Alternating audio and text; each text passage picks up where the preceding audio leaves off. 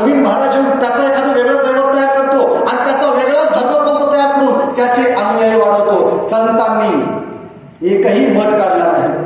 बरोबर आहे? संतांनी नव्हे मठपती नाही चाहुराची वृत्ती. जगद्गुरु तुकाराम म्हणतात नव्हे शिष्य शाखा शाखा सांगो आयाचित लोका. माझे काही शिष्य शाखा नाही, माझा एकच आहे. काय आहे? ओम तत्सदिती. काय आहे? वेदांचा जो सार त्यांनी सांगितला ओम तत्सदिती सूत्राचे सार कृपेचा सागर पांडुरंग. काय आहे?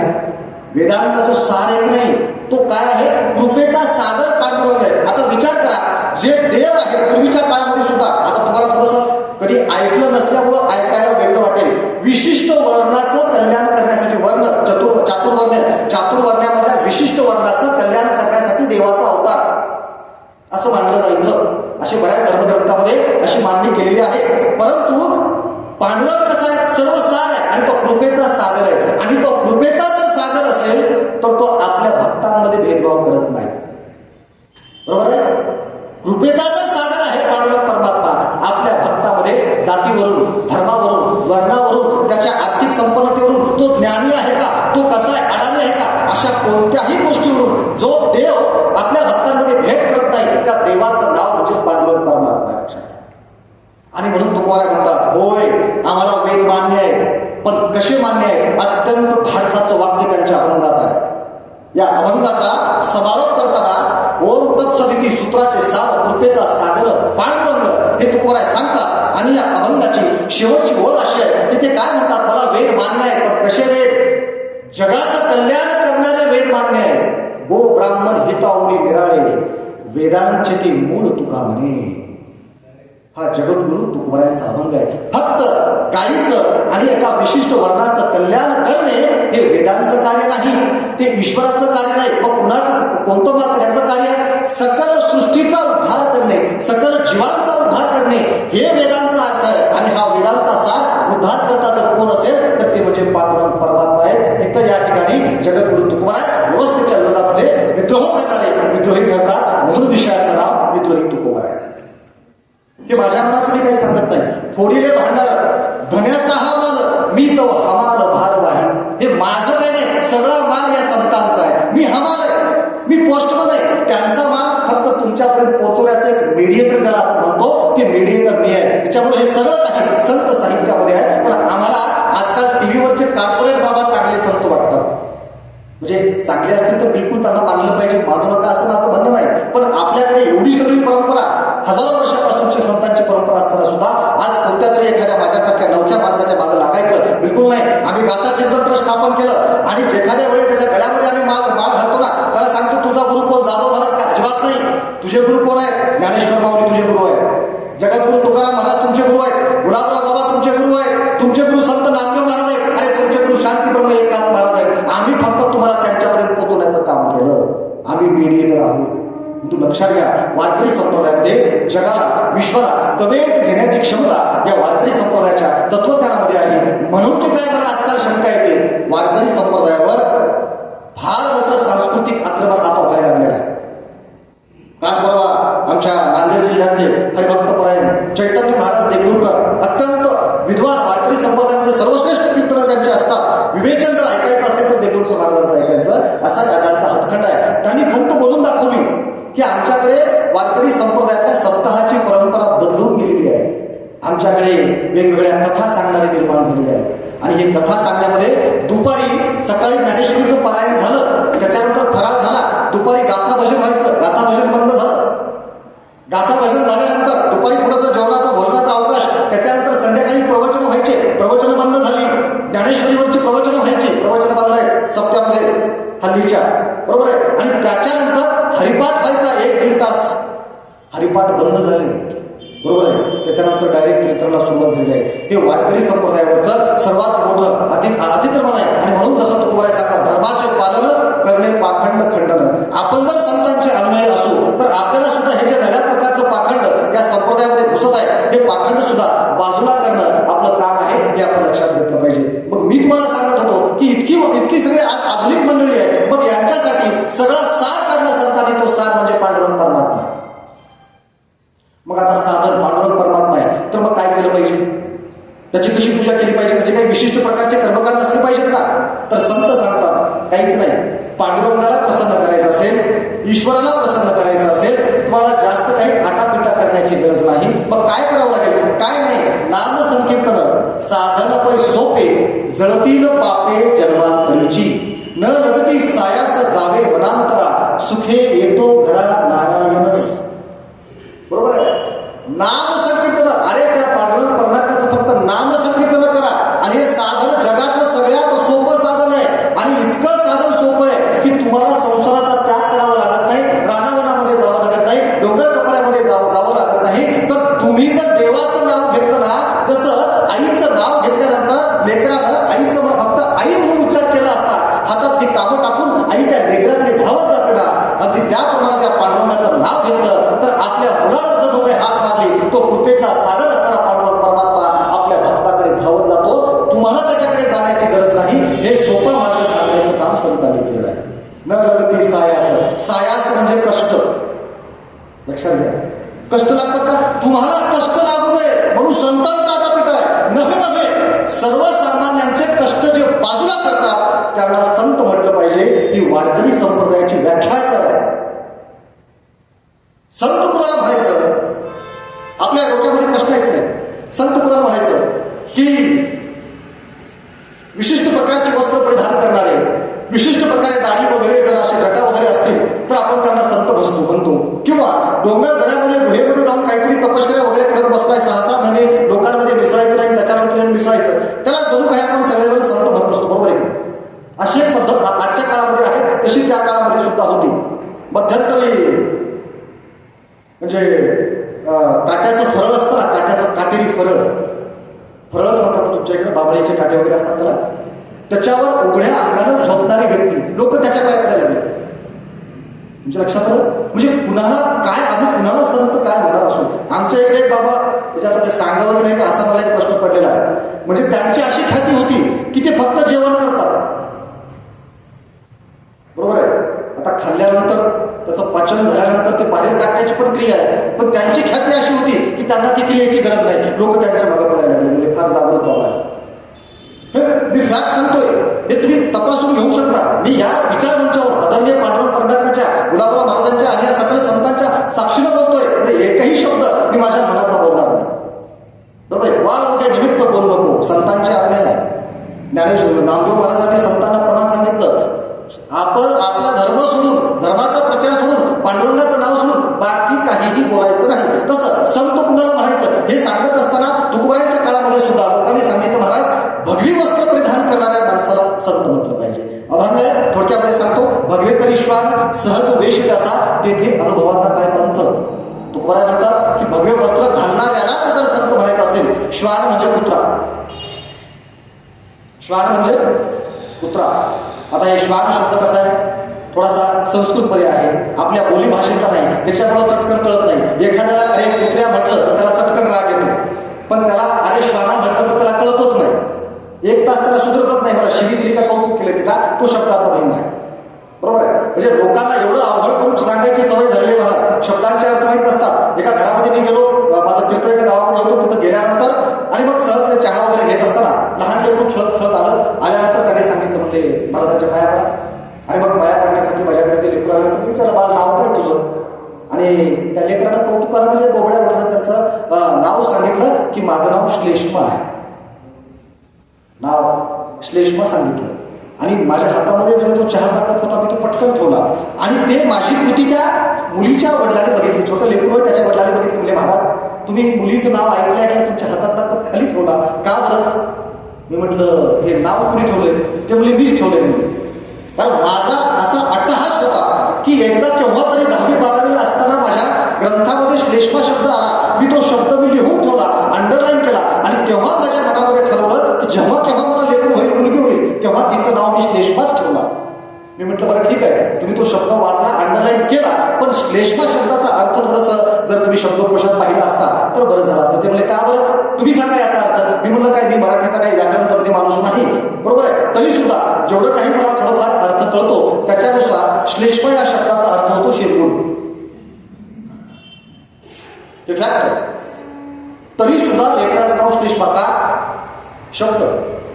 आणि म्हणून तुकोबाराने शब्द वापरला, अद्वैत विश्वास सहज विषकाचा, तेथे अनुभवाचा काय पंथ, विशिष्ट प्रकारच्या विशिष्ट रंगाचे वस्त्र घालण्याचा संतत्वाचा संबंध नाही. व काही लोकांनी सांगितलं दाढी वाढवलेला, जटा वाढवणारा, अशा पद्धतीचा विशिष्ट प्रकारचा माणूस, वाढवणी जटा फिरे नाही दिशा, तरी जंबू पेशा सहज स्थिती. जंबू म्हणजे अश्वर, लक्षात घ्या, प्रचंड केसाळ असतं अस्वल. तुकोबाराय म्हणतात फक्त केस वाढून कुणी जर संत झालं असतं, मग अस्वलानं काय पाप केलं बाबा, त्याचे सुद्धा केस भरपूर लांब असतात. बरोबर आहे. काही लोकांनी सांगितलं मग ते गुहेमध्ये राहतात तुम्ही आमच्या तिकडं, ते 6-6, 8-8 महिने गावातच येत नाही, मग त्याला म्हटलं पाहिजे. मग तुकोबाराय सांगतात, कोरुण्या भूमी करी ती मध्ये वास, तरी उदरास काय झाले. जर गुहेत राहतो 8-8, 9-9 महिने, लोकांना दिसत नाही म्हणून संत व्हायचं असेल, तर मग तुमच्या घरामध्ये जे उंदीर असताना ते बिळामध्येच राहतं की नाही, त्याच्यासाठी ती गुहाच. मग 8-8 ज्याचं सबंध आयुष्य त्या बिळामध्ये जातं, त्याला उंदराला तुम्ही का संत म्हणत नाही. तुका म्हणे ऐसे कासे करावे, देहाशी दंडावे वाववाचे. आणि मग लोक जगद्गुरु तुकोबारायांकडे जातात. महाराज, मग खरा संत कुणाला म्हटलं पाहिजे, तर जगातली सर्वात सोपी व्याख्या खरा संत कुणाला म्हटलं पाहिजे हे आम्हाला वारकरी संतांनी आणि विशेषतः जगद्गुरु तुकाराम महाराजांनी सांगितली. आणि ते काय म्हणतात की माझ्या वारकऱ्यांना खरा संत कोण आहे. आणि तुकोबारायांनी अभंग लिहिला, तो अभंग जे का रंजले गांजले, त्याशी म्हणे जो आपुले, तोची साधू ओळखावा, देव तेथीची जाणावा, मृदू सभाय नवनीत, तैसे सज्जनाचे चित्त, ज्याशी अपंगिता नाही, त्याशी हरी जो हृदय, दया करण्याचे पुत्रासी, तेची दासा आणि दासी, तुका म्हणे सांगू किती तोची भगवंताची. अरे जो रंजल्या गाजल्यांची सेवा करतो, आपल्या हाताखाली काम करणाऱ्या नोकर चाकरावर आपल्या पोटच्या लेकराप्रमाणे प्रेम करतो, ज्याचं अंतःकरण त्या लोण्यासारखं अंतर्बाह्य मृदू आहे, ज्या लोकांना समाजामध्ये कुणाचाच आधार नाही आणि निराधार असणारी माणसं आहे, निराधार लोकांना आधार देतो ना, त्या प्रत्येक माणसाला संत म्हटलं पाहिजे. मग त्याची वस्त्र कशी असो, त्याची केशभूषा कशी असो, त्याची भाषा कोणती असो, त्याचं दिसणंही कसं असो, त्याच्या आचरणाला महत्व आहे. आणि म्हणून खरा संत कोण आहे, तो चमत्कार करतो तो संत नाही, तर सर्वसामान्य लोकांना जो अडीअडचणीमध्ये मदत करतो त्याला संत म्हटलं पाहिजे. हा सांगणारा संप्रदाय हा वारकरी संप्रदाय आहे. आणि म्हणून जगद्गुरु तुकोबाराय विद्रोही संत ठरतात.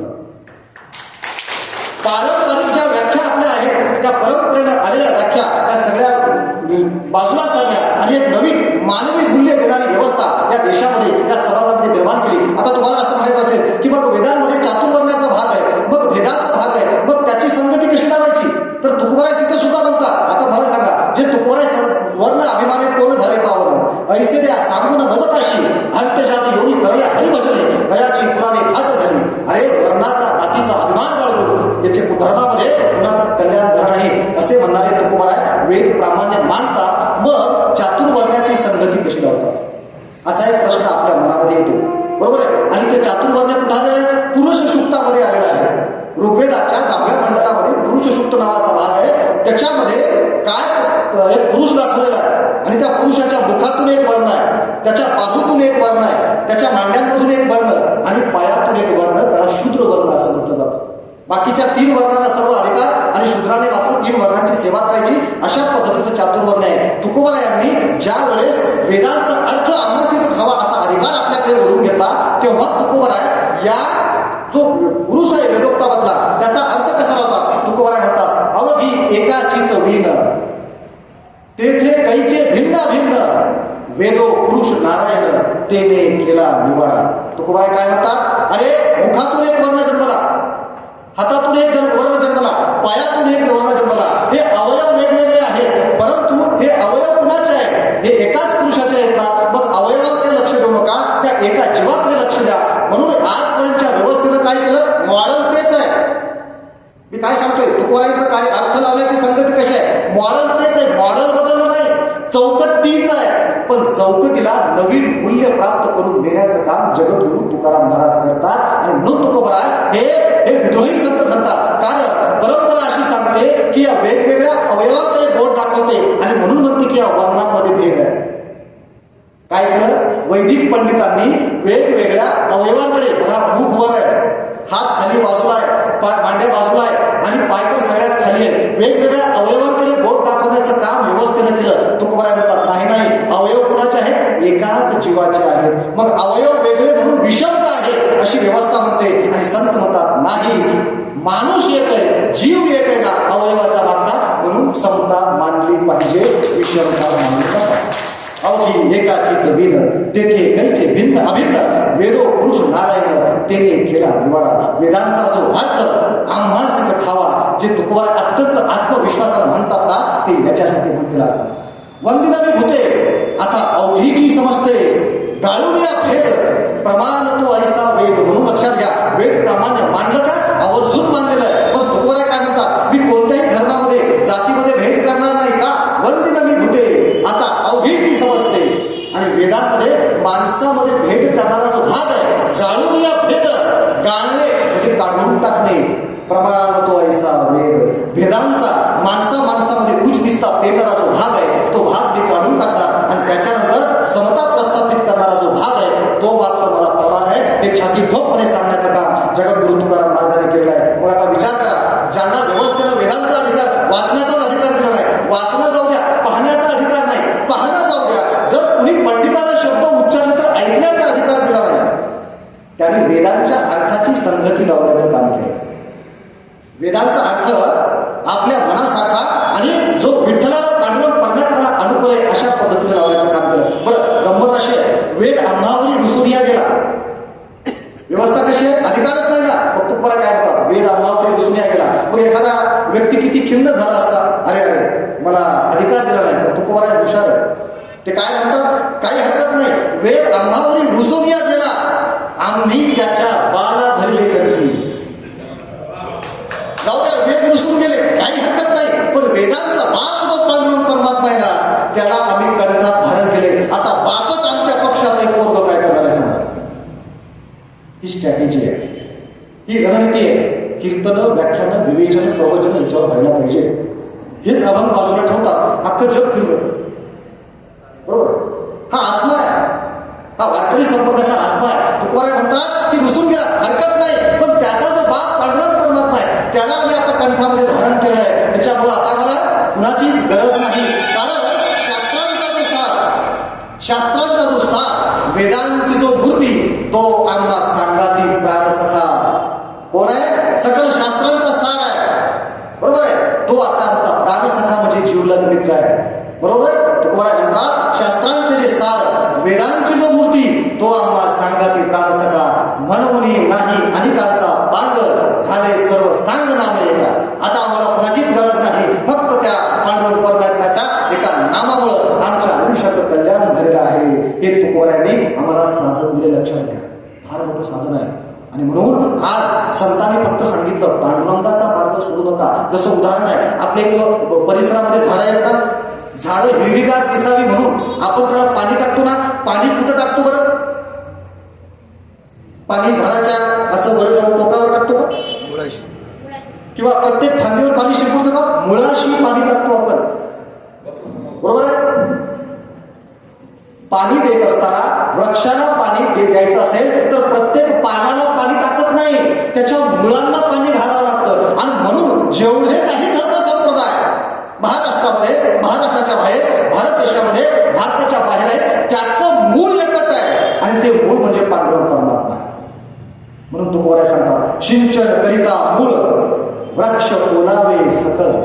बरोबर आहे, मुळाला जर सिंचन केलं तर संपूर्ण वृक्ष ओलावतो, बहरतो. बरोबर आहे, नको म्हणजे पृथकाचे नको भरी पडो. तुका म्हणे एक मूळ धर, म्हणजे पृथक भरी पडू नकोस, फक्त मूळ धर. आणि हे मूळ जर कोणतं असेल तर शास्त्रांचे जे सार, वेदांची जो मूर्ती, तो आम्हा सांगाती प्राणसखा. म्हणून आम्ही कीर्तन करत असताना आजच्या तरुण पिढीला दुर्दैवानं कीर्तनामध्ये 60च्या पुढची, 50च्या पुढची मंडळी फार जास्त प्रमाणात येत असतात. ही खंत आहे. बरोबर आहे. आता ज्ञानेश्वर महाराजांनी केव्हा लिहिली, वयाच्या कितव्या वर्षी लिहिली, 16 वर्ष लिहिली. बरोबर आहे. आपण वाचतो कितव्या वर्षी, रिटायर झाल्या. म्हणजे आपल्याबद्दल बोलत नाही मी, संभाजीनगरच्या लोकांबद्दल बोलावं. बरोबर आहे. वाचतो केव्हा, महाराजांनी लिहिली 16 वर्षी.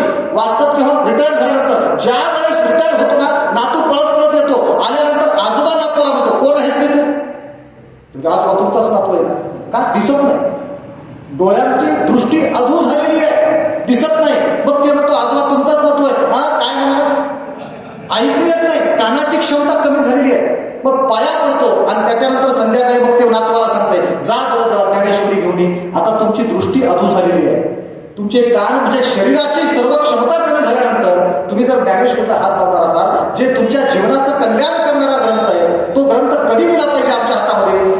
ज्या वेळेस आमचं लेकरू पहिल्यांदा मराठी भाषेचं पहिलं अक्षर वाचताना त्याला मराठी भाषेची ओळख होते, तेव्हा माझा आव्हान आहे, मी सातत्याने सांगत असतो की आमच्या लेकरांना वाढदिवसाला वेगवेगळी खेळणी काय तुम्हाला द्यायचं असेल ते द्या, त्यांच्या नावात तुम्ही ताजमहल करा, पण ते देत असताना आमच्या लेकरांच्या वाढदिवसाला आमच्या संत ज्ञानेश्वर महाराजांचा एखादा हरिपाठ जर त्यांना कधी भेट दिला ना, तर तुमचा मुलगा सर्वोत्कृष्ट नागरिक झाल्याशिवाय राहणार नाही. हा हरिपाठाचा संतांच्या त्यांना तुकोबांच्या महाराजांच्या अभंगाचा एखादा गाथा नेऊन त्यांना आपण दिला पाहिजे. कारण मुलं जर हे वाचतील तर त्यांना आपली विचारधारा लक्षात येईल. मी सांगत होतो आजच्या काळामध्ये संतांनी किती सोपं काम करून ठेवलेलं आहे. नाम संकीर्तन रूपी आम्हाला सोपं साधन दिलेलं आहे. आता जर भाराभरा ग्रंथ एखाद्या समोर देऊन ठेवले तर त्याला अगोदरच काही कळत नाही, आणि त्याच्यामध्ये आजकाल मोबाईलचं इतकं फार आलेलं आहे, ते रील बघण्यापासून आम्हाला सुटका मिळत नाही. मग त्याच्यामध्ये जर त्याला एवढे ग्रंथ वाच म्हणले तर वाचता येतील का? एक दृष्टांत मी नेहमी सांगत असतो की समजा एखाद्या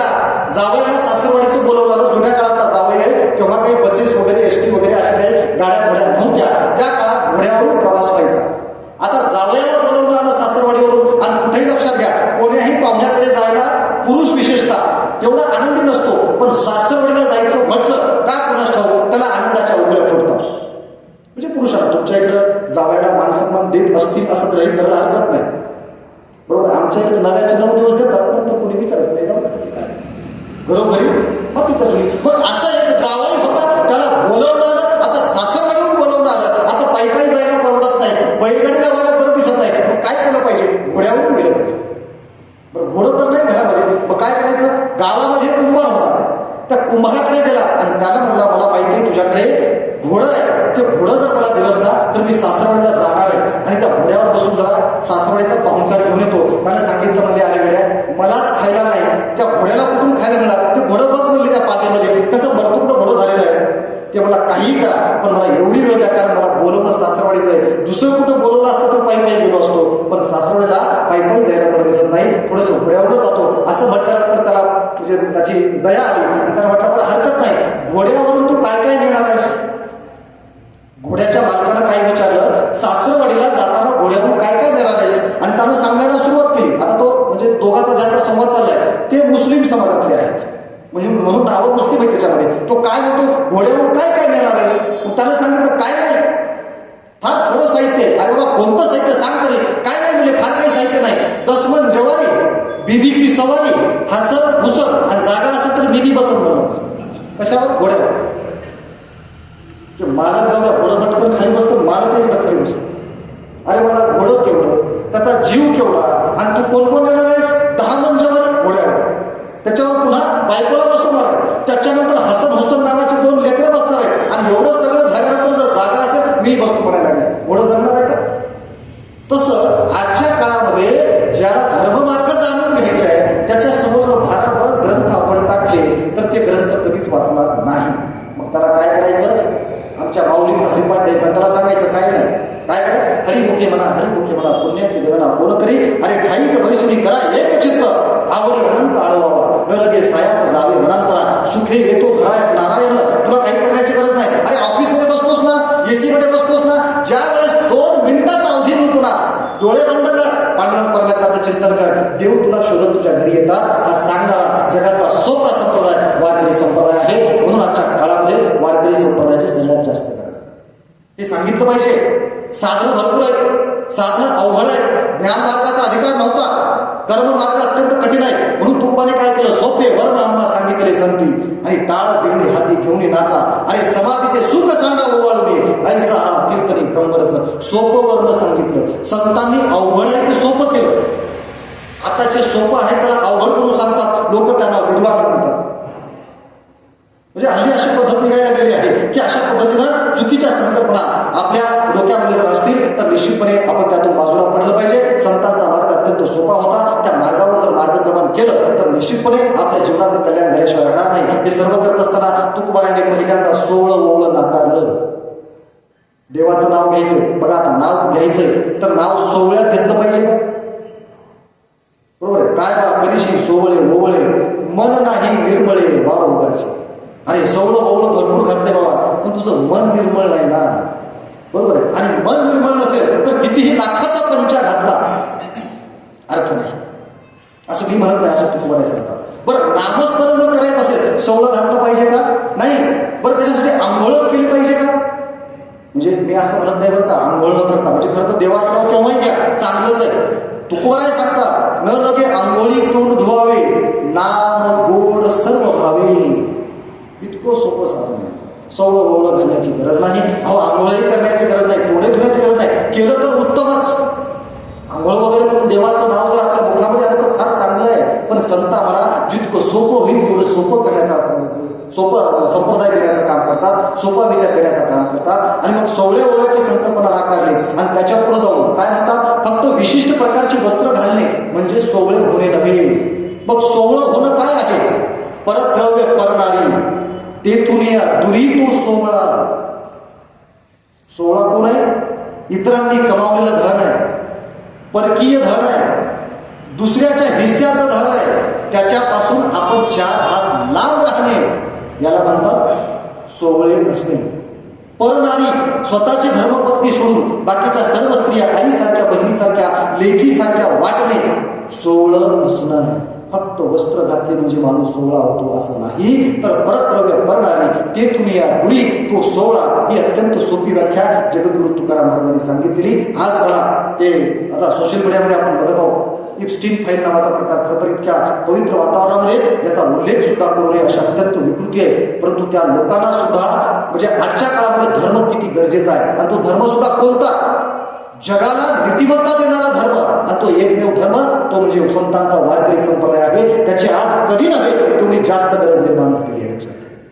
म्हणून आपण काय झालं पाहिजे? आपण संत सेवक झालं पाहिजे, आपण विठ्ठलाचे सेवक झालं पाहिजे. आणि काही नाही, संतांचा विचार आपल्याला जेवढा आत्मसात करता येईल तेवढा करायचा आणि इतरांना तो करायला सांगायचा. याच्यापेक्षा जास्त काम आपल्या जीवनामध्ये काहीच करायचं नाही, लक्षात घ्या. म्हणून तो जगद्गुरु तुकोबारायांनी सोवळ्या ओवळ्याची संकल्पना नाकारलेली आहे. आणि जर तुम्हाला पांडुरंगाचं नाव कसंही घेता आलं आणि तुम्ही जर घेतलं तर तुमच्या जीवनाचं कल्याण होईल, हे सुद्धा सांगायला सांगतो विसरत नाही. तुकोबारायांचा विद्रोह इतक्या टोकाचा आहे की तुकोबाराय काय म्हणतात, अरे सोवळ्यातला माणूस तर सोडून द्या. लक्षपूर्वक आहे का? सोवळ्यातला माणूस तर सोडून द्या, देव जरी सोवळ्यातला आला ना, देवा माझी तुला नम्र विनंती आहे, तुझ्या सोवळ्यातल्या स्वरूपाची पूजा करण्याची वेळ माझ्यावर येऊन देऊ नको. देवाला सुद्धा त्यांनी फटकारलेलं आहे की देवा तुम्ही जर माझ्यासमोर सोहळ्यामध्ये आलात ना, नाही मग मी तुमची सेवा करणार नाही, मी फक्त तुमचं चिंतन करतो. असा जी सोवळे अभंग आहे, प्रमाण आहे, असा जी सोवळे आहा तैसीची निराळे. देवा तुम्ही सोवळे आहात, तुम्ही तसेच निराळे राहा, वेगळे राहा. आम्ही नाही तुमच्या वाटा, आम्ही फक्त भागत तुमच्या वाटेला येणार नाही. काय लटिकाची ताटा, केवळ तू सोवळं घातलं म्हणून खोटा खोटा ताटा मिरवायला लागलास. आम्ही नाही तुमच्या वाटा, काय लटिकाची ताटा. देवा चिंतनाची पुरे, काय सरकी सवे तुझे. देवा तुझं फक्त चिंतनच पुरी झालं, मला तुझ्यासोबत सरकी करायची नाही. आणि म्हणून तू तुम्हाला शेवटच्या चरणामध्ये म्हणतात की देवा म्हणजे मला तुझी सेवा करण्याची सुद्धा वेळ येऊ देऊ नको. म्हणजे सोहळ्याबद्दल सुद्धा जगद्गुरु तुकाराम महाराजांच्या या संकल्पना. आता पांडित्य, बऱ्याच लोकांच्या नावासोबत पंडित असतं.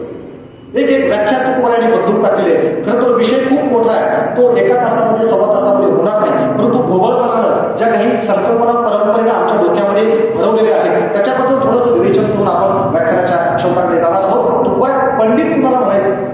खूप सारे धर्मग्रंथ वाचले, पाठांतर भरपूर केलं, एखाद्या विशिष्ट विद्यापीठाची डिग्री प्राप्त केली म्हणजे तो पंडित झाला नव्हे. त्याला कोण्याही शास्त्रातलं प्रमाण विचारा, खाडकन सांगतो, मग तो पंडित झाला का? नाही. ते काय सांगतात, खरा पंडित कोण आहे? आता खरं तर जे सोवळे ओवळे पावतात त्याच्याबद्दल बरं का, पंडित तोची, पंडित म्हणतात थोर सुख. कोणाला? सोवळे ओवळ पाळणाऱ्याला पंडित म्हणलं की बरोबर. परी तो पाहता अवघा मूर्ख. तुकोबारायांचं प्रमाण आहे, माझ्या मनाचं नाही. जगद्गुरु तुकाराम महाराजांच्या देहूप्रतीची गाथा आपण वाचू शकता. देहू संस्थानानं प्रकाशित केलेली, त्याच्याबरोबरच महाराष्ट्र सरकारनं प्रकाशित केलेली सुमारे 4,500 आपण त्याच्यामध्ये आहेत. त्याच्यामध्ये आहेत किंवा ऑनलाईन तुकाराम गाथा जर डाउनलोड केली त्याच्यामध्ये सुद्धा हे प्रमाण तुम्हाला सापडतील. तुकोबाराय इतके कडक ताशेरे होतात, पंडित म्हणतात थोर सुख, परी तो पाहता अवघा मूर्ख. काय करावे भोकिले, वेद पठण वाया गेले. भोकून वेद पठण केलं पण ते वाया गेलं. का वेद गेलं? वेदही सांगितले ते न करी आणि समब्रह्म नेने दुराचारी. समब्रह्म म्हणजे सगळ्यांमध्ये सारख्या प्रमाणामध्ये विठ्ठल आहे, सगळ्यांमध्ये ब्रह्म आहे. मग मला सांगा, तुमच्यातही ब्रह्म आहे, माझ्यातही ब्रह्म आहे, मग दोघंही समान पातळीचे झालो. मग तुमची डिग्री काय, माझी डिग्री काय, माझी जात काय, तुमची जात काय, याला अर्थ उरतो कुठं? तुकोबाराने सांगितलंय. कोण पंडित आहे? मग कोण खरा पंडित आहे? पंडित तोची एक मला, नित्य भजे जो विठ्ठला. बरोबर, भाराभर पाठांतर करतो म्हणजे पंडित आहेच असं नव्हे. जो नित्य पांडुरंगाची पूजा करतो, पांडुरंगाचं भजन करतो, आणि मग तो काय करतो? अवघे समब्रह्म पाहे आणि सर्वानुभूती विठ्ठल आहे, सगळ्यांमध्ये विठ्ठल आहे, अशी ज्याची भावना आहे तो खऱ्या अर्थानं पंडित आहे. हे सांगायचं काम सुद्धा जगद्गुरु तुकाराम महाराजांनी आता वेगवेगळ्या अभंगामध्ये केलेलं आहे. आता दान दिलं पाहिजे. आपल्या परंपरेमध्ये दानाचं प्रचंड मोठं महत्व आहे. आपण दान देत असतो, पण दानाला सुद्धा धर्मग्रंथामध्ये विशिष्ट लोकांनाच दान द्या असं सांगितलेलं आहे, संतांनी सांगितलं नाही. बरोबर आहे. म्हणजे कुणाला तरी दान दिलं तर ते त्याला पुण्य भेटतं. जाधव महाराजाला दिलं तर पुण्य भेटत नाही का? असं नाही. म्हणजे मला दान द्या असं मला म्हणायचं नाही. लक्षात आलं का तुमच्या? असं मला म्हणायचं नाही. उदाहरण म्हणून मी तुम्हाला सांगायला लागलो की तुकोबा काय सांगतात? आत भूता द्यावे दान. कुणाला दान दिलं पाहिजे. आचारसंहिता वारकरी संप्रदायाची, आर्त भूता द्यावे दान, त्या नावे खरे पुण्य. आर्त भूता म्हणजे गरजवंत प्राणी, जो गरजू आहे त्याला दान दिलं पाहिजे. आणि जगद्गुरु तुकाराम महाराजांनी सांगितलेली व्याख्या पुढच्या काळामध्ये फक्त म्हणजे त्यांचा म्हणजे खरं तर तुकाराम महाराजांनी सांगितलं नाही शिष्य शाखा, माझी काही शिष्य शाखा नाही, मी काही शिष्य तयार केले नाही, परंतु तुकोबारा गुरु मानून ज्यांनी आपलं जीवन कार्य पुढे नेलं तसे एकमेव व्यक्तिमत्व आहे ते म्हणजे राष्ट्रसंत गाडगे महाराज. आणि त्यांनी उभ्या आयुष्यामध्ये कुणाला दान दिलं आणि कुणाला मदत केली हे जर तुम्ही बघितलं तर आर्त भूता द्यावे दान, त्या नावे खरे पुण्य. जगद्गुरु तुकाराम म्हणतात गरजवंताला दान दिलं पाहिजे. खरं तर आता पुढचं अभंग फार डेंजर आहे, परंतु ते सांगण्याची तो वेळ नाही, कारण सगळं पचलंही पाहिजे. बरोबर आहे. तर जाधव महाराज आले एवढं काही सांगितलं. खरं तर मी जाधव महाराज हे काही अवस्था लिहिली नाही, परंतु तरी सुद्धा ह्या काही संकल्पना आपल्या डोक्यामध्ये खूप दिवसापासून बसलेल्या असतात. पाप पुण्याची संकल्पना आहे. बऱ्याच लोकांना वाटतं मी लई देवदेव करतो, बरोबर आहे का? आता मी कीर्तन करतो तर मला वाटणं साहजिक आहे, माझ्याकडे पुण्यवान कोणीच नाही. पण मी कीर्तन झाल्यानंतर जेव्हा शेतामध्ये जातो तेव्हा जर माझ्या भावकीचा शेजाऱ्याचा बांध फोडत असेल, धुरा फोडत असेल तर मला सांगा, मला पुण्य भेटणार? सांगा, पुण्य भेटणार का मला? पुण्य भेटणार नाही. तुकोबाराने सांगितलेलं आहे. काय म्हणतात तुकोबार आहे? पाप आणि पुण्याची व्याख्या सगळ्यात सोपी व्याख्या आहे. तुम्ही किती देवदेव करता आणि किती धर्म करता याला महत्व नाही. पाप पुण्य ते परोपकार आणि पाप ते परपीडा. पुण्य परोपकारासारखं पुण्य नाही आणि दुसऱ्याला त्रास देण्यावर पाप नाही, हे सांगायचं काम जगद्गुरु तुकाराम महाराजांनी केलं. ज्यांना ज्यांना वाटतं मी स्वर्गात जाणार आहे का नरकात जाणार आहे, त्यांनी एकच काम करावं, चित्रगुप्ताची डायरी गेल्यानंतर बघायला भेटली. बरोबर आहे का? गेल्यानंतर बघायला भेटते, परंतु आपण एक डायरी सांभाळली पाहिजे असं मला वाटतं. इकडं पाप आणि इकडं पुण्य. जिथं जिथं आपण लोकांना मदत केली तिथं तिथं पुण्यामध्ये एक मार्क टाकायचा. बरोबर आहे. आणि जिथं जिथं लोकांना आपण त्रास दिला तिथं तिथं एक मार्क टाकायचा. आणि जेव्हा आपल्याला वाटतं की आता झालं, आता आमच्या आयुष्याची किती कर्तव्यता झालेली आहे असं जेव्हा वाटतं, तेव्हा जिथं जिथं आपण पुण्य केले, लोकांना मदत केली, त्याची जर बेरीज जास्त आली तर डोळे झाकून आपण स्वर्गामध्ये जाणार. आणि लक्षात ठेवा, आपण जर आपलं आयुष्य लोकांचे म्हणजे आपलं घर झाडायचं, दुसऱ्याच्या घरामध्ये कचरा टाकायचं, हे करण्यात जर आपलं आयुष्य गेलं तर साक्षात ब्रह्मदेव जरी आले तरी तुम्हाला स्वर्ग भेटू शकत नाही. हे वारकरी संतांची विचारधारा आहे. पुण्य ते परोपकार आणि पाप ते परपीडा. इतरांना त्रास देण्यावर पाप नाही. गाडगे महाराज एका कीर्तनामध्ये गेले होते आणि कीर्तनाला गेल्यानंतर एक जोडपं धावत पळत आलं. आता महाराजांना बैलगाडीनं घेऊन जावं असं म्हणजे प्रत्येकाला आनंद वाटतो. आणि मग ते बैलगाडी धावत पळतो, शेतकरी बैलगाडी घेऊन आला आणि आल्यानंतर कीर्तनानंतर गाडगे महाराजांना पुढच्या गावात जायचंय. गाडगे महाराज बैलगाडीमध्ये बसले आणि बसल्यानंतर त्यांची नजर बैलाकडे गेली. बैलाकडे गेल्यानंतर त्या दोन्ही बैलाचं पोट खपाटीला गेलं होतं. अहो, ज्या काळात माणसांना खायला मिळत नाही त्या काळामध्ये जनावरांना काय खायला मिळणार? आणि त्या बैलाचं पोट खपाटीला गेलेलं, पाठीला गेलेलं पोट गाडगे महाराजांनी बघितलं, धाड करून त्या गाडीतून उडी मारली आणि त्याला सांगितलं, अरे या बैलाला 2 घास खाऊ घाला. कुणीतरी चारा आणला आणि तो चारा त्या बैलाला टाकला. गाडगे महाराज पायी पुढच्या गावामध्ये घेऊन गेले. त्याच्यामध्ये सुद्धा विठ्ठलाचा अंश आहे. त्याला त्रास देणे म्हणजे ईश्वराचा अवमान करण्यासारखा आहे. हे मानणारे संत म्हणजे राष्ट्रीय संत गाडगे महाराज आहेत आणि म्हणून ते जगद्गुरु तुकोबारायांच्या विचारांचे खरे वारस ठरतात. हे सुद्धा आपण या निमित्तानं लक्षात घेतलं पाहिजे. बोलण्यासारखं भरपूर आहे, परंतु बांधवांनो, तीर्थयात्रा केल्यानंतर पुण्य भेटतं का? एकच मार्ग संतांनी आम्हाला सांगितला. हजारो शेकडो मार्ग आहेत, ते मार्ग नामस्मरणाचा मार्ग आहे. नामस्मरणाचा मार्ग सोडून कोणताही मार्ग जर तुम्ही केला तरी तुम्हाला पुण्य मिळेल याची शाश्वती संप्रदाय देत नाही, संत देत नाही. आता तीर्थयात्रेला गेल्यानंतर सुद्धा आम्ही काय करतो बरं का?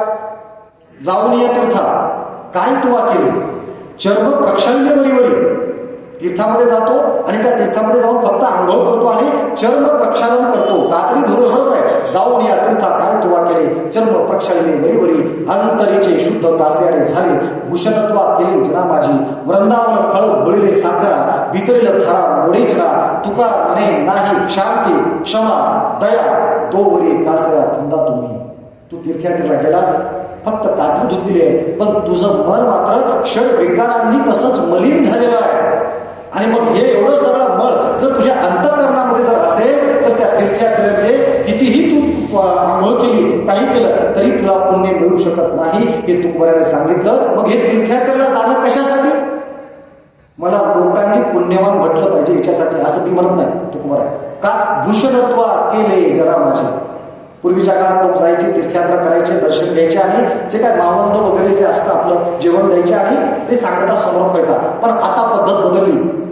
आता पद्धत बदललेली आहे. तीर्थयात्रेला जाण्याच्या अगोदर अख्ख्या गावाला सांगितलं जातं तीर्थयात्रेला चाललोय, तीर्थयात्रेला चाललोय. आणि आल्यानंतर तुमच्याकडे ती पद्धत आली की नाही मला माहीत नाही, पण आमच्या काही भागामध्ये ती पद्धत अशी रूढ झालेली आहे महाराज की जेव्हा तीर्थयात्रेतून येतात अगोदरच फोन करतात, हा आता तालुक्याच्या ठिकाणी आलेलो आहे, आता आलो बस 10 किलोमीटरवर आहे, आता 5 किलोमीटर आहे, आणि तोपर्यंत डीजे आणून त्या वेशीवर ठेवला जातो. ही परिस्थिती आहे तुमच्याकडे मला माहित आहे. काही ठिकाणी चालू आहे, डीजे आणला जातो आणि डीजेवर गाणं लावलं जातं, याला त्या गाडीतून खाली उतरवलं जातं आणि याची गावात पण काढली जाते. आता तीर्थयात्रा केली काय? जगावर उपकार करण्यासाठी केली का? पण हे आता पुढच्या काळात डीजे लावणार आहे, स्टेटसवर फोटो टाकणार आहे तीर्थयात्रेचे, हे तुकोबारांना माहित होतं. म्हणून तुकोबारा काय म्हणतात? भूषणत्वा केले जगा माझी. फक्त लोकांना दाखवण्यासाठी भूषण म्हणून तीर्थयात्रा केली, अंतपर्यंत तसंच पळून राहिलेला आहे. आणि म्हणून अशा माणसांची अवस्था कशी असते? वृंदावन फळ भोळिले साखरा. वृंदावन फळ म्हणजे त्याला कडू इंद्रावन असं म्हटलं जातं. आमच्याकडे लहानपणी आमची आजी आम्हाला म्हणायची, एखादं लेकरू जर जास्तच आगाऊपणा करत असेल, अरे काय कडू इंद्रावनासारखं आहेस असं म्हणायची. आता त्या फळाला तुमच्याकडे काय म्हणून मला माहित नाही. इंद्रावन नावाचा शब्द आहे. जाऊ द्या, आपलं सोपं सगळ्यात सोपं म्हणजे तुमचंही नको मजाही नको, कारला शब्द माहिती का? कारल्याची भाजी आवडणारे फार बोटावर मोजण्याकडे माणसं असतात, बरोबर आहे. कारल्याची भाजी फार आवडली, खाली फार तुळत असतो. पण आता आम्हाला मराठी भाषेमध्ये एक म्हण होती, काय? कडू कारले तुपात तळले साखरेत घोळले, कडू ते कडूच. तसं आता विचार करा, हे इंद्रावन फळ आहे ना, त्या कारल्यापेक्षा जास्त कडू राहते. मग त्याला कोण्याही साखरेत टाकलं, साखरेच्या पाकात टाकलं, त्याचा कडवटपणा जातो का? तसं अंतःकरण जास्त दुष्ट विचारांनी भरलेलं आहे. त्याला कितीही तीर्थयात्रा करायला लावल्या तरी त्याचं मनाचा मळ जाईल याची शाश्वती देता येत नाही. मग अशा व्यक्तीने काय करावं? सोपा पर्याय नामसंकीर्तन. साधन सोपे, आम्हाला साधन सोपं सांगताना सांगितलं आहे. म्हणजे काही सायास्त कष्ट वगैरे करण्याची गरज नाही. फक्त देवाचं नामसंकीर्तन जर केलं तर निश्चितपणे, आता बऱ्याच लोकांना वाटतं तीर्थयात्रा नाही तर नाही, मग उपवास केले पाहिजे. काही लोक उपवास करतात, उपवास जरूर करावे. आम्हाला प्रति एकादशी, मी उपवास धरतो, पण कोणती एकादशी? सोमवार, मंगळवार, बुधवार, गुरुवार, आणि त्यातल्या त्यात सगळी जबाबदारी महिलांवर असते उपवासाची, आणि बाहेर आम्ही खायला मोकळे, बरोबर. अशी परिस्थिती असते की नाही? असं नाही. आम्हाला व्रत एकादशी, बरोबर. आम्हाला व्रत कोणतं आहे? एकादशीचं व्रत. एकादशीचं व्रत जरूर केलं पाहिजे, परंतु केवळ व्रत केलं बरे तो बघा, पाणी सुद्धा आपल्याला नाही पाहिजे उपवास करत असताना, पण त्याच्यामुळं फळ मिळेलच असं मात्र सांगता येत नाही. म्हणून जगद्गुरु तुकाराम महाराजांनी सुद्धा एक फार सुंदर अभंग त्याच्याबद्दल लिहिलेला आहे की ज्यांना वाटतं उपवासी राहिल्यामुळे देव प्रसन्न होतो. तुकोबाराय म्हणतात, तुलना कोणासोबत केली बघा. इथं तीर्थयात्रेला गेल्यानंतर ज्याचं अंतःकरण अजून शुद्ध झालं नाही त्याची तुलना इंद्रावर म्हणजे कडू फळाशी केलेली आहे. आणि प्रचंड कडक उपवास करणारा पण अंतःकरणातून दुष्ट असणारी व्यक्ती, त्याची तुलना काय सर्प खातो आहे. अभंग कोणाचा आहे? तुकोबारायांचा आहे. आणि मला आयोजकांनी म्हणजे तुकाराम महाराजावरच बोला, वाव हे निमित्त बोलू नको, मला तेवढंच बोलता येतं, दुसरं बोलताच येत नाही. आम्ही काय झोपेतून उठलं की तुकाराम महाराज, दुपारी तुकाराम महाराज, दवाखान्यात बसलं पेशंट असेल तर गाथा वाचायची, पुस्तकं वाचायची, संध्याकाळी तुकाराम महाराज. प्रवासात सुद्धा ऑनलाईन ॲप आहेत की, बरोबर आहे. एखादं पुस्तक जर माझं वाचन चालू असेल तर मी त्याचे फोटो काढतो की ह्याच्या पुढचं वाचायचं, ते प्रवासामध्ये वाचता येतं. म्हणजे मोबाईलचे काही चांगले फायदे सुद्धा आहेत. तुकोबाराय सांगतात, काय सांगतात, काय सर्व खातो अन्न, काय ध्यान बकाचे, अंतरीची बुद्धी खोटी, भरले पोटी वाईट. मी एके ठिकाणी थांबलो होतो, चहा घ्यायला गेलो होतो. आता हल्ली कॉम्पिटेटिव्ह एक्झाम्स भरपूर आहेत आणि मग तिथे प्रश्न विद्यार्थी डिस्कस करत होते. डिस्कस काय करत होते की अन्न पाण्या वाचून सगळ्यात जास्त काळ जिवंत राहणारा प्राणी कोणता, पर्याय सांगा. आणि माझे कान त्यांच्याकडे होते आणि मग मी चहा घेत होतो. त्याच्यामध्ये पर्याय सिंह आहे का, वाघ आहे का, आणि मग एक साप असं ऑप्शन होतं. मी म्हटलं माझ्या माहितीप्रमाणे त्याचं उत्तर साप असावं. ते म्हणले तुम्ही MPSCची तयारी करता का? म्हणलं नाही, मी गाथेची तयारी करणारा माणूस आहे म्हणलं. आणि गाथेमध्ये एका अभंगामध्ये तुकोबाराने प्रमाण दिलं, काय सर्प खातो अन्न, काय ध्यान बकाचे. तो सर्प नावाचा प्राणी जो आहे अत्यंत विषारी असतो, परंतु त्याचं वैशिष्ट्य आहे अन्न पाण्या वाचून तो कित्येक महिने जिवंत राहू शकतो. मग ज्याला कडक उपवास घडला, अगदी पाणीही प्यायला भेटलं नाही, असा उपवाशी असणारा साप जेव्हा जेव्हा तो उघडतो ना महाराज, तर विषयाची पिचकारी बाहेर टाकतो. उपवास धरून त्याच्यात बदल झाला नाही, तुझ्यामध्ये होणार आहे का? म्हणजे उपवास धरू नये असं मी म्हणत नाही, पण संतांनी सांगितलेल्या आचारसंहितेप्रमाणे जर आम्ही आचरण केलं तर निश्चितपणे आमचं कल्याण झाल्याशिवाय राहणार नाही. काय सर्प खातो अन्न, काय ध्यान बकाचे, अंतरीची बुद्धी खोटी, भरले पोटी वाईट, काय उंदीर नाही धावी, राख लावी गाढव. गाढव राखत नव्हतो, उंदीर किती धावाधाव करतो. काय उंदीर नाही धावी, राख लावी गाढव, तुका मने सुसर जळी, कावळे कान नाहती. पाण्यामध्ये सुसर आंघोळ करते, कावळे सुद्धा आंघोळ करतात, ते बदलले का? नाही. मग तुला जर बदलायचं असेल तर त्या पांडुरंग परमात्म्याचं चिंतन कर आणि पहिल्यांदा तुझं आचरण सुद्धा अवघे समब्रह्म पाहे आणि सर्वानुभूती विठ्ठल आहे अशी भावना जोपर्यंत तुझी होणार नाही तोपर्यंत तुला पांडुरंग परमात्मा प्रसन्न होणार नाही. म्हणून संतांनी सांगितलेला हा जो मार्ग आहे तो मार्ग आपण आपल्या जीवनामध्ये निश्चितपणे आणला पाहिजे. बांधवांना मी तुम्हाला सांगितलं की तुकोबारायांना अधिकार नसताना सुद्धा वेदांचा अधिकार आम्हालाच, म्हणजे वेदांचा अर्थ आम्हाला माहित आहे अशा पद्धतीची त्यांनी त्या काळामध्ये भूमिका घेतली आणि ज्या प्रचलित संकल्पना होत्या त्या सगळ्या संकल्पना धुडकावून लावल्या. मग त्या काळातली जी पंडित किंवा प्रस्थापित मंडळी होती त्यांनी तुकोबारायांना जातीवरून हिणवण्याचं काम केलं. जातीवाचक शिवीगाळ हा काही प्रकार आता आलेला नाही, स्वातंत्र्यानंतरचा. जातीवाचक शिवीगाळ हा जो प्रकार आहे तो फार वर्षापासूनचा आहे. ज्या काळामध्ये आमच्या संभाजीनगर जिल्ह्यातल्या पूर्वाश्रमींचं औरंगाबाद बहिणाबाई पाठक, संत बहिणाबाई पाठक, बहिणाबाई चौधरी वेगळे शिवूरच्या बहिणाबाई पाठक जगद्गुरू तुकाराम महाराजांच्या शिष्या त्या जयराम स्वामी वडगावकरांचं कीर्तन ऐकतात आणि त्यांच्या तोडून जगद्गुरू तुकाराम महाराजांचे अभंग ऐकतात आणि त्यांच्या मनाला असं वाटतं की आयुष्यामध्ये जर आयुष्याचं कल्याण करायचं असेल, ज्यांनी हे अभंग लिहिले त्या तुकोबारायला एकदा जरूर भेटलं पाहिजे. जयराम स्वामी वडगावकरांच्या चरणावर लोटांवर घालतात की तुम्ही जे अभंग सांगितले हे कुणाचे आहे? ते म्हटले जगद्गुरू तुकाराम महाराजांचे आहे. मग तुकोबारायांचं दर्शन मला कुठं होईल, त्यांची भेट मला घ्यायची. ते सांगतात देहू नावाचं गाव आहे आणि त्या देहूमध्ये जगद्गुरू तुकोबाराय असतात, तुम्ही त्या ठिकाणी जात त्यांची भेट घ्या.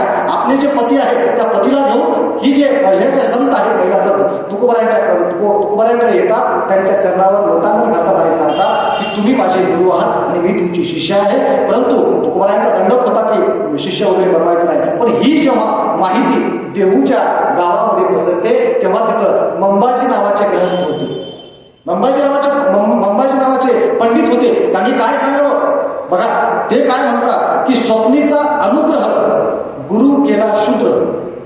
स्वप्नात अनुग्रह घेतला कुणी? बहिणाबाईंनी. आणि गुरु केला तर केला कोणता गुरु केला? गुरु केला शूद्र. हे सुद्धा अभंग, हा कुणाचा अभंग आहे? हे आत्मचरित्रात्मक प्रकरणामध्ये संत बहिणाबाई शिरूरकर यांनी लिहिलेला हा अभंग आहे. या अभंगाचा सकल अभंगांचा गाथा वाक्यपदी उपलब्ध आहे, त्याच्यामध्ये तुम्ही हे वाचू शकता. काय म्हणतात? स्वप्नीचा अनुग्रह गुरु केला शूद्र, तो ही बळी भद्र ज्ञानहीन.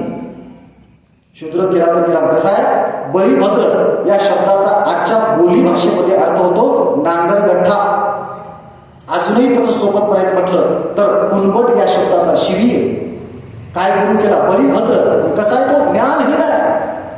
जगद्गुरु तुकोबरा यांचा जेव्हा विचारधारा जर माणसामध्ये पसरायला लागली तेव्हा शेवटचं अस्त्र काढलं ते म्हणजे जातीचं अस्त्र काढलं आणि तुकोबरा यांना हिणवलं. पण तुकोबरा म्हणतात ना की शास्त्राचा जो सार, वेदांची जो मूर्ती, तो आम्हा सांगाती प्राणसखा. अरे माझा प्राणसखा विठ्ठल आहे. मग ते काय म्हणतात, विठ्ठलाच्या मंदिरात जातात आणि रडत नाही, देवा मला जातीविषयी लागली, अजिबात नाही. देवाला फुलं वाहतात, देवाच्या चरणावर लोटांगण घालतात, गळ्यामध्ये बिना हातामध्ये टाळ आणि चिपळ्या घेऊन नाचायला लागतात आणि लोक बघायला लागले काय झालं. अरे मुंबाची भवानी तुकोबरायांना जातीवरून हिणवलेलं आहे आणि तुकोबराय पांडुरंगाच्या मंदिरामध्ये जातात आणि अभंग त्यांच्या मुखातून निघायला लागले. बरे देवा कुणबी केलो, नाही तरी दमलेची असतो मेलो, भले केले देवराया, नाचे तुका लागे पाया, विद्या असता काही तरी पडतो अपाई, सेवा चुकतो संताची, नाग वन हे फुकाची, गर्व होता ताठा, जातो यमपंटे वाठा, तुका म्हणे थोरपणे, नरक होती अभिमाने. देवा धन्यवाद, आभार मानतो मला तो शेतकऱ्याच्या जातीमध्ये जन्माला घातलं. कारण तू जर मला अधिकार देणाऱ्या वर्णामध्ये जन्माला घातलं असतंस तर मी अहंकारानंच मेलो असतो, असं म्हणून देवाचे आभार मानण्याचं काम जगद्गुरु तुकोबरा करतात. म्हणजे हजारो वर्षापासून जे शोषित आहे, जे वंचित आहे, ज्यांना केवळ जातीवरून हिणवलं गेलेलं आहे, त्यांच्या मनामध्ये एक अस्मिता, एक सकारात्मक ऊर्जा निर्माण करण्याचं काम जगद्गुरु तुकाराम महाराजांच्या केवळ एका अभंगानं केलं. आणि तुम्हाला वाटेल अभंगांमुळे ऊर्जा निर्माण होते का? होते, तुमच्या माझ्या मनात निर्माण होते. अरे परंतु राजर्षी शाहू महाराज कोल्हापूरचे राजे ज्या वेळेस वेदोक्त प्रकरण झालं आणि त्यांचा अधिकार नाकारला, अत्यंत वाईट वाटलं. छत्रपती शिवरायांचा मी वारस असून, त्यांच्या गादीचा वारस असून माझ्यासारख्या राजाला सुद्धा जर ही व्यवस्था शूद्र बनत असेल तर किती वाईट आहे. आणि अत्यंत खिन्न मनानं आपल्या राजवाड्यामध्ये येऊन बसले आणि बसल्यानंतर बाजूला तुकोबांचा गाथा होता, तो गाथा सहज त्याने उचलला आणि तो गाथा चढायला सुरुवात केली आणि त्यांचं जे बोट आहे ते बोट एका अभंगाजवळ येऊन थांबलं. तो अभंग म्हणजे बरे देवा कुणबी केलो, नाही तरी दंभेची असं तो मेलो. काय आनंद झाला शाहू महाराजांना. अरे जणू काही हा अभंग तुकोबरायांनी माझ्यासाठी लिहिला, इतका आनंद झाला. डोळ्यामधून असून घळाघळा व्हायला लागले. मी खिन्न झालो होतो, उदास झालो होतो, पण नाही, मला जे हिणवलं ना चांगलं झालं. का? कारण याच्यानंतर मला आयुष्यामध्ये काय करायचं आहे, अजून पानं चालली आणि पुन्हा एक अभंगाचं बोट थांबलं आणि तो अभंग होता, जे का रंजले गांजले त्याशी म्हणे जो वापले, तोची साधू ओळखावा, देव तेथीची जाणावा. आयुष्याचं ध्येय मला सापडलं आणि याच्या पुढं माझी संपूर्ण राजसत्ता या राज्यातल्या सर्वसामान्यांसाठी मी वाहणार आहे, अशी त्यांनी शपथ घेतली. आणि जे परंपरेने राजे होते त्यांना राजर्षी बनवण्याचं काम जगद्गुरु तुकाराम महाराजांच्या गाथेनं केलेलं आहे. एवढी मोठी ताकद तुकोबरायांच्या एका शब्दामध्ये आहे. आणि म्हणून बांधवांनो, अशा पद्धतीनं तुकोबरायांचा हा सगळा जो आटापिटा आहे, खूप मोठा विषय आहे, सगळ्या याच्यावर मी बोलू शकणार नाही. बाहेर एक तुकोबरायांचा अर्थाचा गाथा मी संपादित केलेला आहे, त्याची किंमत 400 रुपये आहे. केवळ 300 रुपयाला तो गाथा तुम्हाला मिळेल. आपण तो गाथा घेऊ शकता.